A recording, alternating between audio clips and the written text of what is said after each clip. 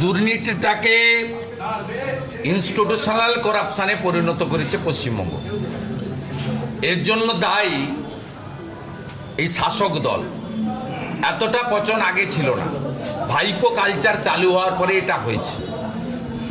যদি পুলিশকে নেতাদেরকে টাকা তুলে দিতে হয়, আইপ্যাককে টাকা দিয়ে পদ নিতে হয়, সভাধিপতির চেয়ার নিতে গেলে 5 কোটি টাকা দিতে হয়, কে বাড়ি থেকে দিবে?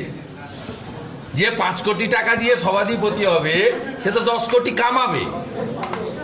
যে 20 লক্ষ টাকা দিয়ে প্রধান হবে তাকে তো 50 লাখ কামাতে হবে।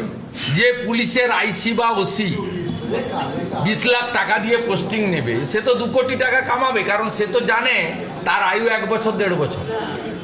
তাই এই যে ভাইপো কালচার, আইপ্যাকের কালচার, এই কালচারের জন্য এই অবস্থা। এরা এত নিম্নমানের চোর। মোদিজির 72 লক্ষ শৌচালয় নির্মাণের যে 12,000 করে টাকা ইউনিট, পায়খানাটার টাকাও চুরি করেছে। মানে তৃণমূল পায়খানাও চোর।